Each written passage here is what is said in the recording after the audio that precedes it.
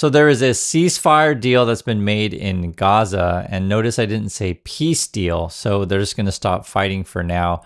But I don't know if necessarily this is going to be a permanent peace. I want to go over the details of this stuff, what Trump and Biden are saying, also what people are not saying, which I think is the bigger story, and I'll explain what I mean. So let's just jump right in. Yeah, so you're going to read different things about this as stuff comes out. The details are still being negotiated as we speak. So are both Biden and Trump are trying to take credit, right? The question is like, who takes more credit? I mean, Trump's not even in office yet. So that's his argument's going to be, the people know I'm coming in and they know that I'm the deal maker. So therefore they're going to make a deal ahead of time before he comes in. That's the argument he'll make. I'll read the actual words. So first, this is from Biden. Biden says, I laid out the precise contours of this plan on May 31st, 2024, after which it was endorsed unanimously by the UN Security Council. It is a result not only of the extreme pressure that Hamas has been under and changed regional equation after a ceasefire in Lebanon and weakening of Iran, but also of the dogged and painstaking American diplomacy. My diplomacy never ceased in their efforts to get this done. So that's coming from Biden. If you want to hear Trump's point of view, Trump says here, this is epic ceasefire agreement could only happen as a result of a historic victory in November, as a signal to the entire world that my administration would seek peace and negotiate deals to ensure the safety of all Americans and allies. So that's what the two different sides are saying.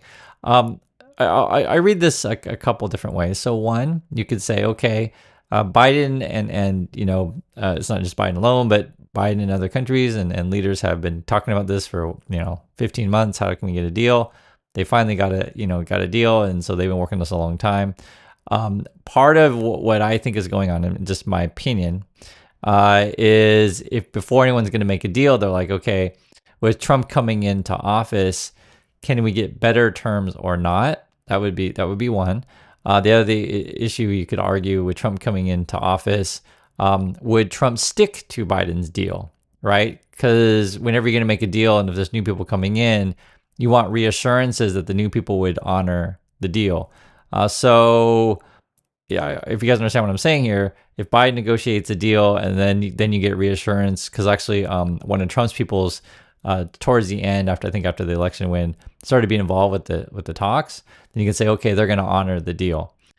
Trump will make the case, well, when my person comes in or whatever, they're the ones who push it over the edge. But it didn't really, like, everything that I read on this stuff, it didn't really seem to indicate that. It didn't indicate that, like, Trump suddenly changed all the plans and made the deal happen. It just, deals don't work that way. There's too many people involved to where like one person come in and just rewrite everything. Like a lot of things are negotiated.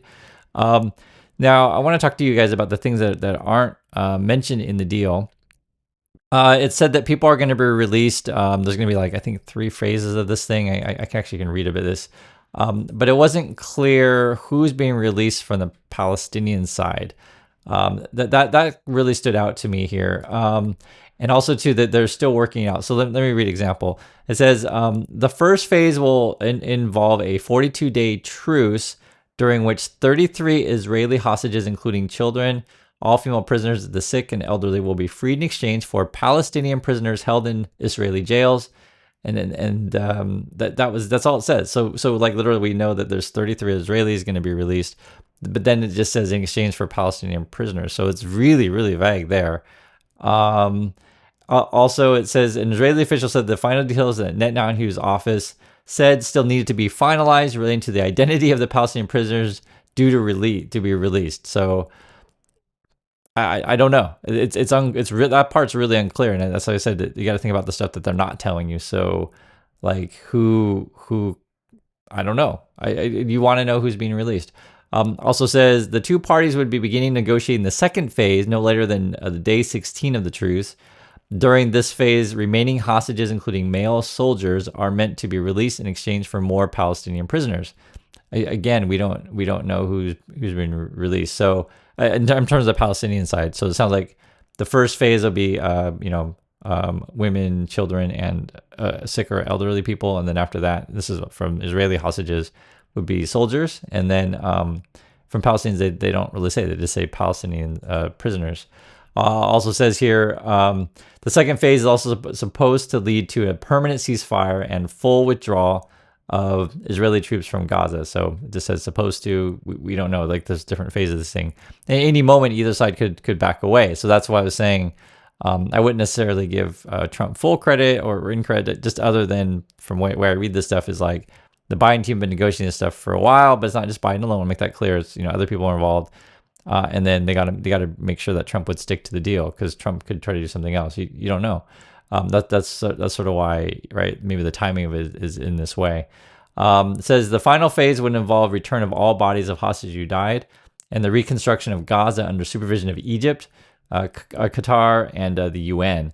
And this part actually is a big sticking point as well, I would think, is reconstruction. There's a lot of money involved. I know the Trump people would want to come in and build a bunch of Trump hotels in Gaza. I wouldn't be shocked if that happens. But I don't know if that's part of the deal or anything like that. Who knows?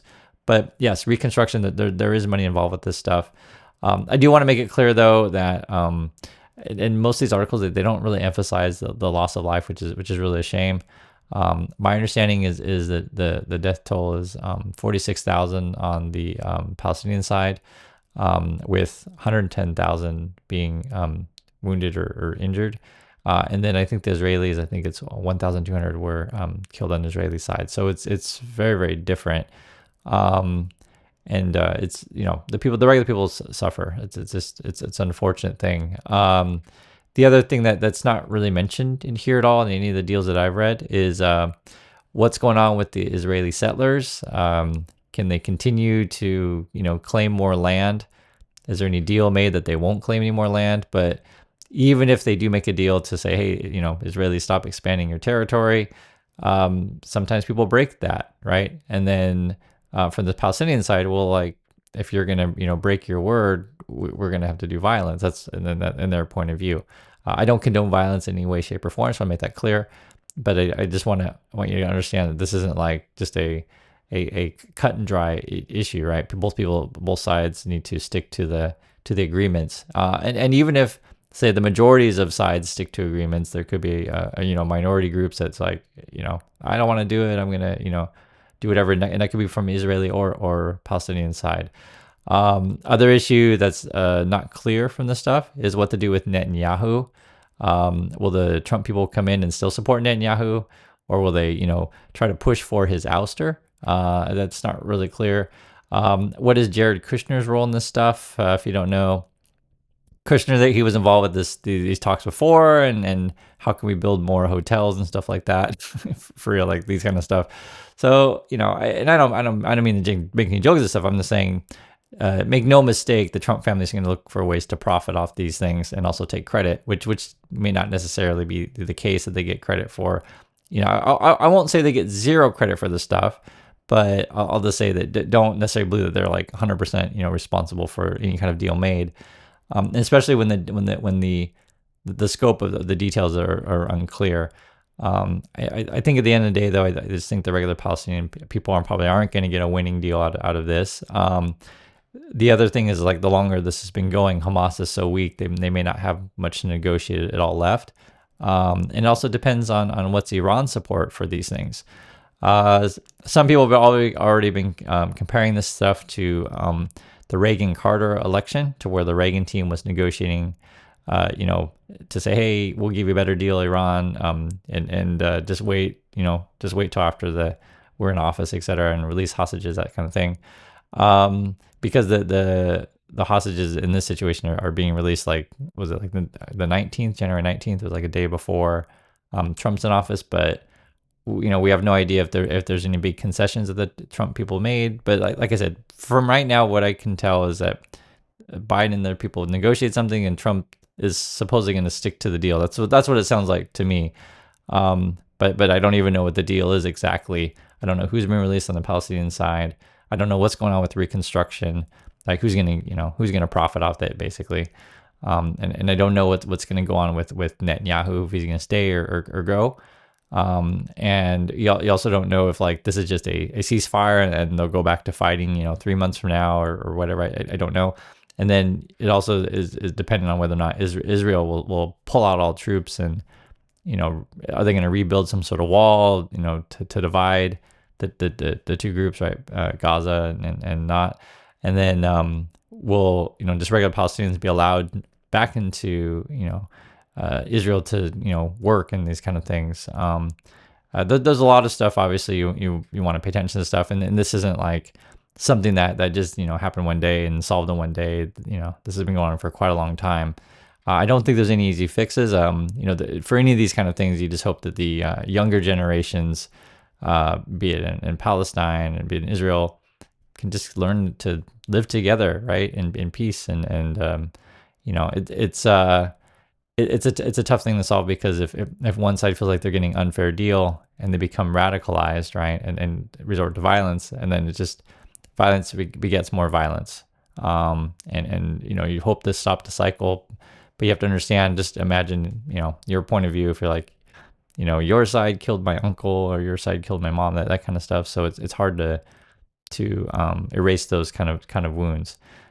So anyway, I hope this is clear, guys. Like I said, most people won't tell you the truth about this stuff, or be honest with you that the deal is, again, not clear, and also a lot of things aren't finalized, and it's unclear who should take credit. Obviously, depending on which side of the aisle you're on, you'll say, oh, my side takes all the credit, but that's not how I read that. I'm just telling you my opinion on this stuff. So thank you again for watching, everyone, and I'll catch you in the next video.